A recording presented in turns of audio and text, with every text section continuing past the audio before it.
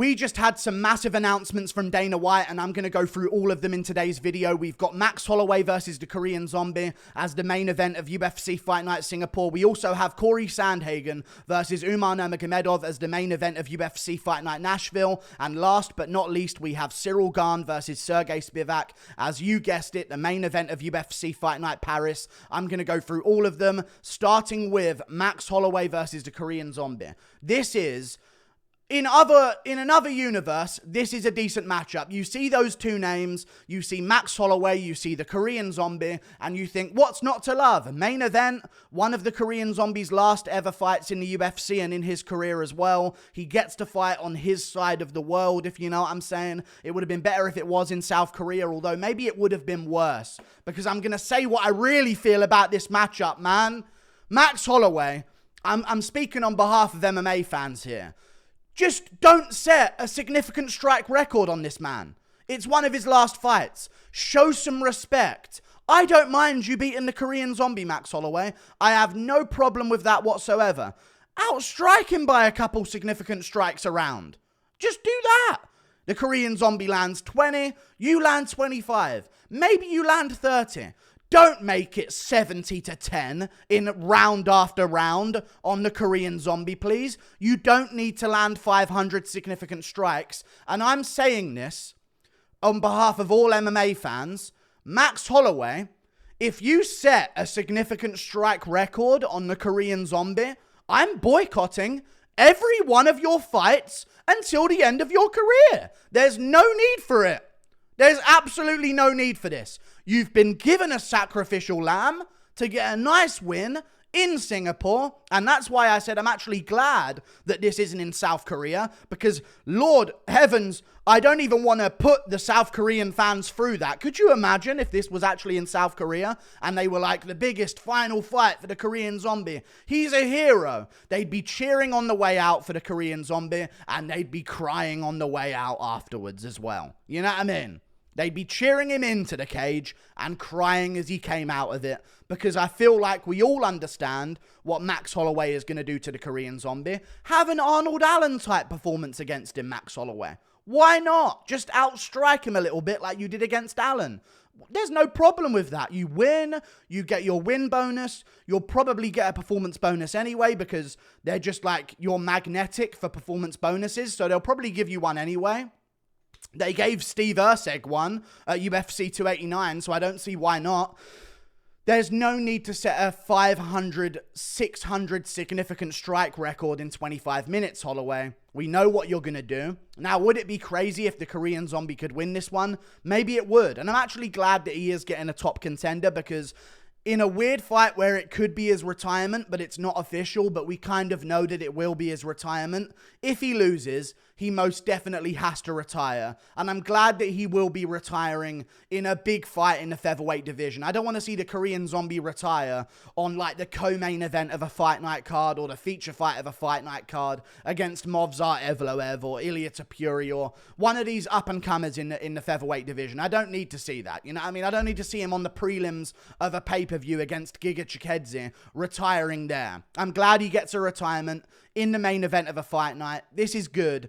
And I'm glad that he doesn't have to fight those up-and-comers, but maybe it'll be a decent thing, because at the same time, even though this could be his retirement, if he does win against Max Holloway and somehow, eventually the chin of Max Holloway does in fact crack and show some signs of humanity, maybe the Korean Zombie will choose to stick around, because if he does win this one, he's only 0-1 against Volk. I know it was a dominant performance, but it's not like they can't make a rematch if he forces them to by winning fights. And if he does win this one, he's in a title elimination bout. Will he win this one?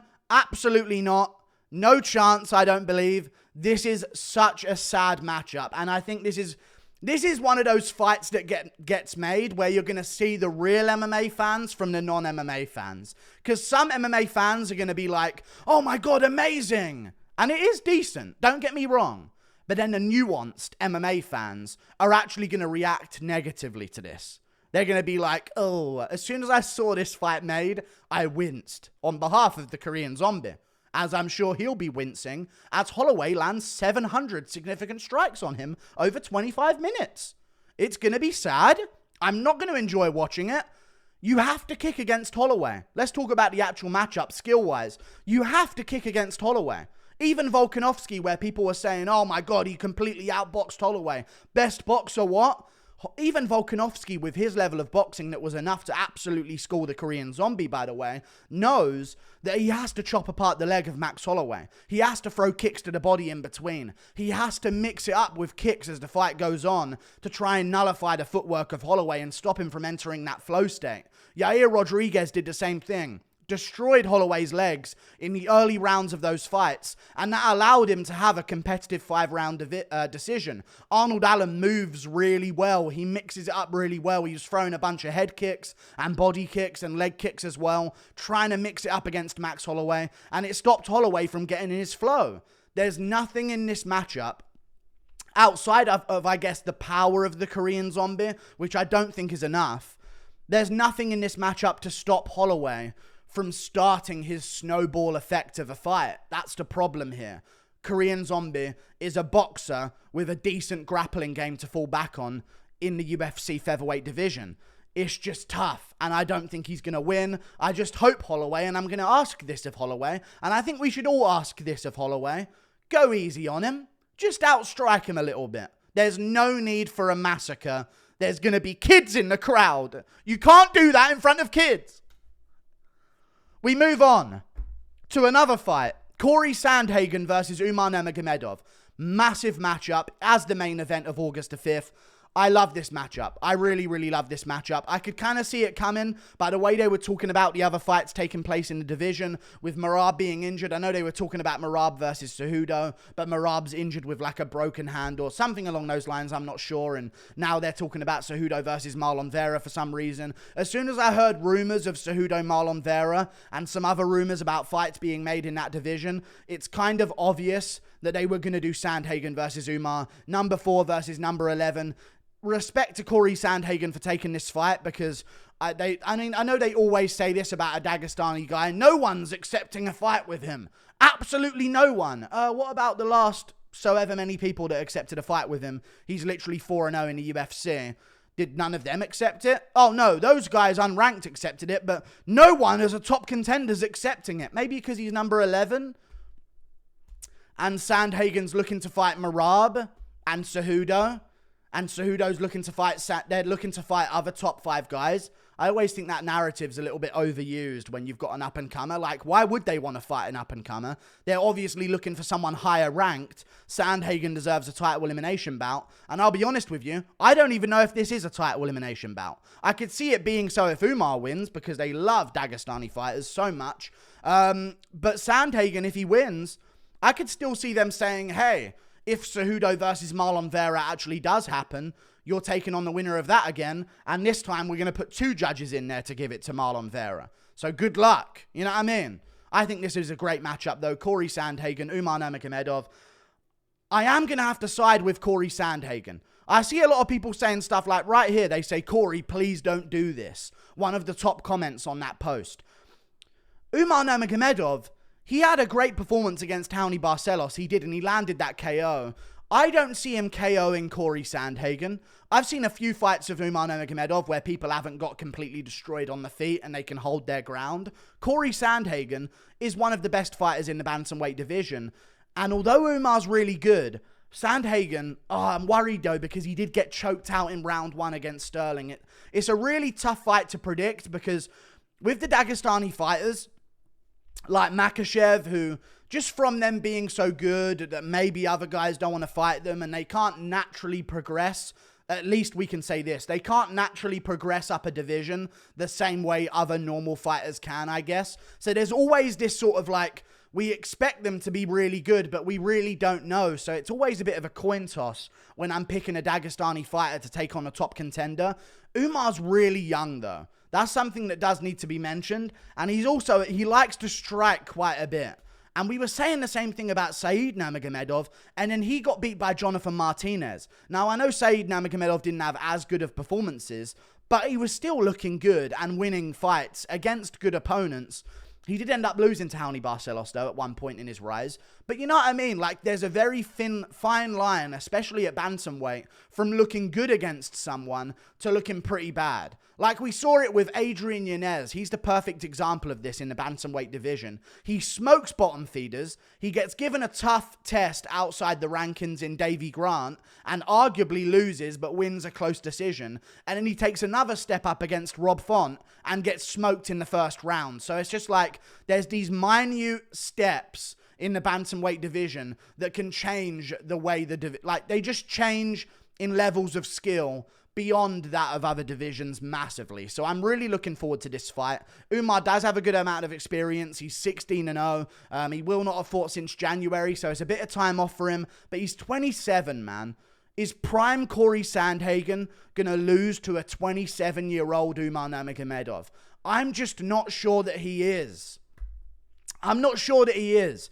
And I've seen some people take Umar to a decision, and in some of the rounds, it gets a bit competitive. Now, if Cory Sandhagen can get Umar Nurmagomedov at least to a decision, in a 5-rounder, I might side with him by split decision, in all honesty.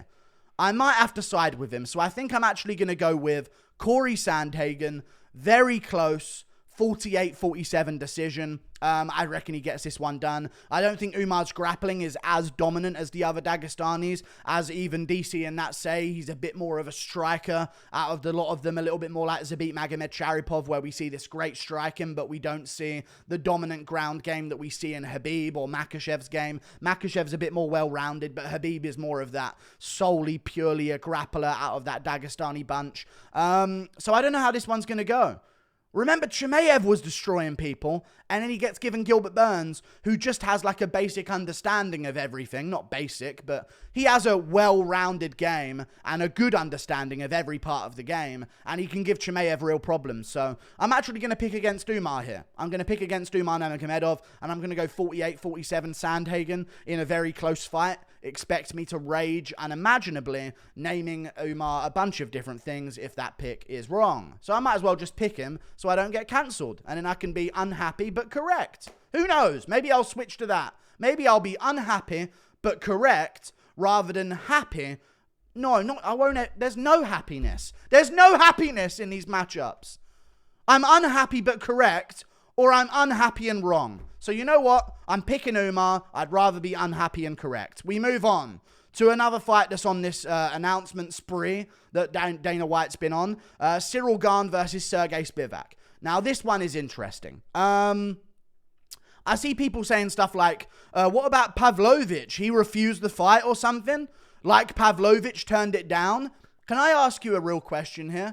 I've seen a lot of people talking about Pavlovich. Would have made more sense to do Gane versus Pavlovich, no? How about no, dude? Ciryl Gane keeps losing. Stop giving him title elimination bouts. This is perfect, okay? That's all I'm going to say. It was this, or if Tom Aspinall beat Marcin Tybura in such good enough fashion that he could turn around for Paris immediately afterwards. But this is a better matchup than him versus Sergey Pavlovich. You can't just keep giving Ciryl Gane title elimination bouts, where if he beats Pavlovich, he's #1 again and ready to fight for a belt. Who's ready to fight for the vacant belt now Jones is gone? You don't want Gane in a title picture right now. He just got dominated by John Jones. In all honesty, you want the only people you want in the title picture in the heavyweight division are people who haven't lost to Francis Ngannou or Ciryl Gane, or John Jones, sorry. You can't have people who have lost to Francis Ngannou and John Jones. And even though I don't agree with the Ngannou decision, Ciryl Gane has lost to both of them. So you don't really want him in the mix. As much as he is a big name and he is good for the French market, you don't really want him in the mix.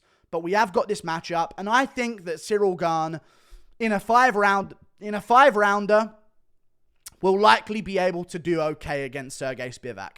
I know Sergey Spivak has really good wrestling, and he's always been a wrestler. He's tried striking a bit here and there, but he's always really been a wrestler. I'm going to check out his Tapology right now, because when you look at some of the earlier fights in his career, he's dominating fights, okay? He dominated Derek Lewis, got the arm triangle in the first round. He dominated Augusto Sakai. He dominated Greg Hardy. But then you look like a year before that, and we see him get smoked by Tom Aspinall. Now, Aspinall has a great ground game and great striking, so we know he can stuff the takedowns.